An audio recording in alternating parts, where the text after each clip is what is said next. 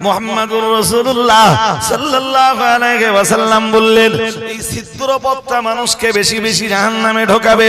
কারণ এই জবান দিয়েই তো মানুষ মিথ্যা কথা বলে, এই জবান দিয়ে মানুষ গীবত করে, এই জবান দিয়ে মানুষ মানুষের উপরে অপবাদ দিয়ে বেড়ায়, এই জবান দিয়েই তো মানুষের উপরে তোহমত দেয়। মানুষের জীবনের নামিমাতের যে গুনাহ, সেটাও তো এই জবানের কারণেই হয়। লানাতের গুনাহ, সাব্বের গুনাহ, গালিগালাজের গুনাহ, কারোর প্রতি অভিসম্পদের গুনাহ, ও ভাইরা আমার, কারোর নামে দুর্নাম দেওয়ার গুনাহ, অপবাদ দেওয়ার গুনাহ, মানে প্রপাগান্ডা রটানোর গুনাহ, সব তো এই জীবের সাথে সম্পৃক্ত। এজন্য মুহাম্মাদুর রাসূলের অংশে বললেন ওয়াল ফারজ, রাসূলুল্লাহ বললেন আর একটা ছিদ্র পথের নাম হলো লজ্জাস্থান। যারা নিজেদের লজ্জাঙ্গকে সংবরণ করতে পারিনি, সংরক্ষণ করতে পারিনি, হেফাজত করতে পারিনি, ও বাবাজিরা ভাইরা, নবী বুঝিয়ে দিলেন ওদের লজ্জাস্থান ওদেরকে জাহান্নামে নিয়ে যাবে, এখানে কোনো ডাউট নাই। অন্য হাদিসের বয়ানে এসেছে মুহাম্মাদুর রাসূলুল্লাহ সাল্লাল্লাহু আলাইহি ওয়াসাল্লাম নবী আমার আরো জানিয়েছেন, মাইয়াদমাল্লি মা বাইনা লাহিয়াইহি ওয়া মা বাইনা রিজলাইহি আদামাল্লাহুল জান্নাতা ও কামা ক্বালা আলাইহিস সালাম।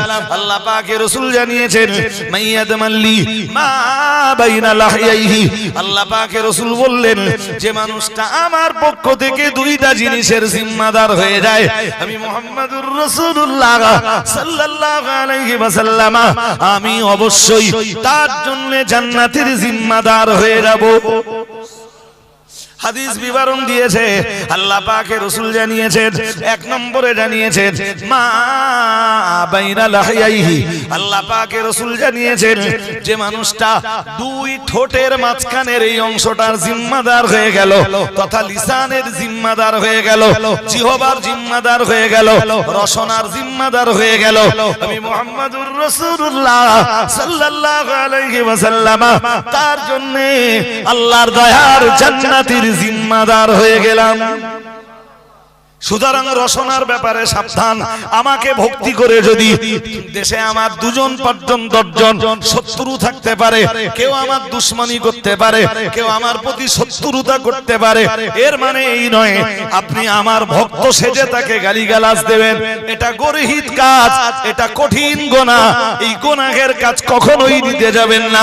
সবচেয়ে ভাইটাল ব্যাপার হলো আপনি আমার ভালোবাসা দেখাতে যে আমার শত্রু হোক, আমার শত্রু হোক, কাউকে যদি আপনি গালি দেন, আমি এটা স্পষ্ট বলছি, আপনার গালি দেওয়ার গুনাহের ভাগ আমি একটাও নিব না।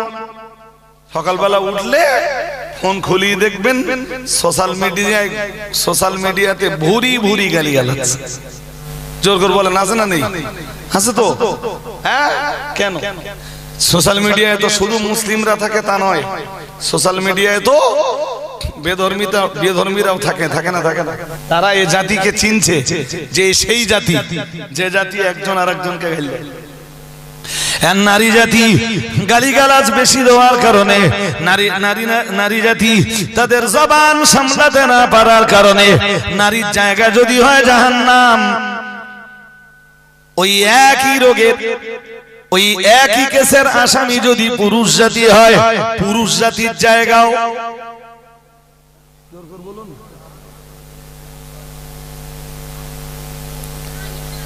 আমি যদি কোনো অন্যায় করি আর আমার অন্যায়টার প্রতিবাদ যদি আপনাকে করতে হয়, আর সে প্রতিবাদ যদি আপনি গালিগালাজ দিয়ে করেন, সে প্রতিবাদ যদি আপনি গালিগালাজ দিয়ে করেন, তাহলে শ্রোতারা কি শিখবে?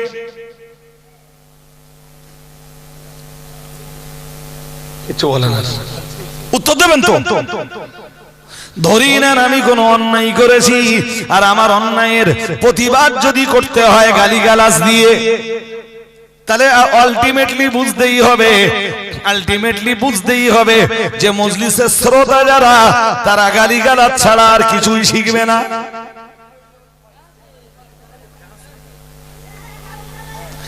স্টেজে হুজুর যদি গালিগালাজ দিয়ে কারোর অন্যায়ের প্রতিবাদ করে, শ্রোতারা তো গালিগালাজ দেওয়াই শিখবে।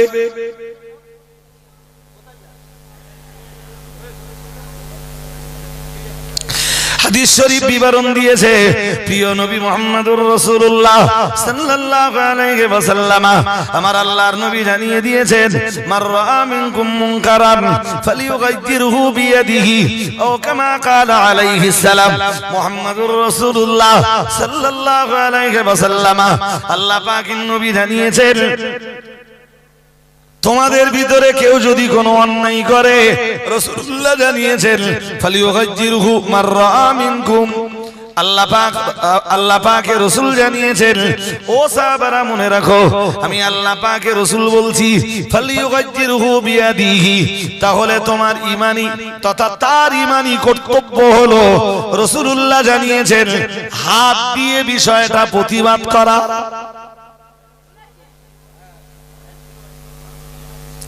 এমনকি যদি আমি অজ করতে যে কোনো ভুল করেও ফেলি, হতেই পারে মিসম্যানেজ হতে পারে, স্লিপ অফ টার্ন হতে পারে, মিস্টেক হতে পারে, যে কোনো কারণেই আমার যদি কিছু ভুল হয়ে যায়, রাসূলুল্লাহ এক নম্বরে প্রতিবাদের নিয়ম শেখাচ্ছেন ১৫০০ বছর আগে, মান রাআ মিনকুম মুনকারান।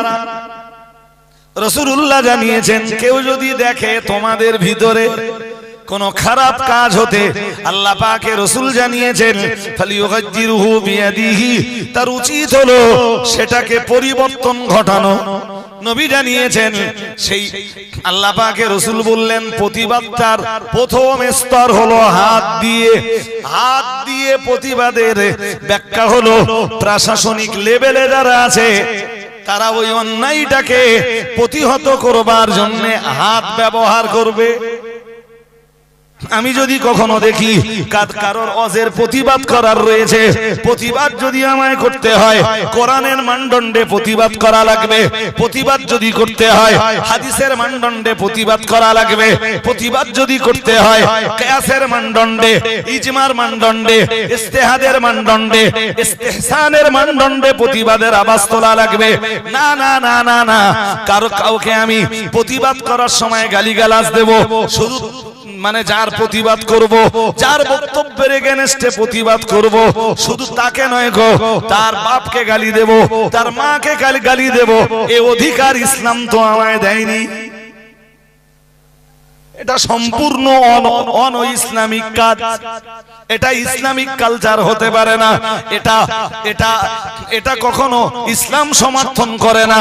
সে আপনি যে স্তরের মানুষই হন, যে ক্যাটাগরির মানুষই হন, ইসলাম কখনো এটাকে সমর্থন করবে না। আর আমি যদি অন্যায় করে থাকি, তাহলে আমায় গালি দেবেন, আমায় গালি দেবেন, আমার বাপকেও গালি দেবেন, আমার মাকেও গালি দেবেন। আমার মা বাবাকে গালি দেওয়ার অধিকার তো ইসলাম মোটেই দেয়নি। আর আমি অন্যায় করেছি, অন্যায় করার পরেও আমাকে গালি দেওয়ার অধিকারটুকু আপনার নেই। আপনি অন্যায় করেছেন, আপনার মা বাপকে গালি দেওয়া তো বহু দূরের কথা, ইসলাম আপনাকেও গালি দেওয়ার অনুমতি দেয়নি।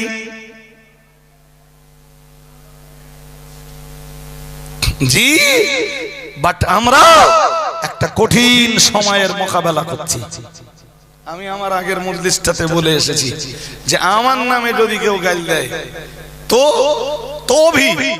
আমার ভালোবাসার মানুষ যারা, তারা জানো, যারা গালি দিচ্ছে পাল্টা একটা গালিও তাদের ফিরিয়ে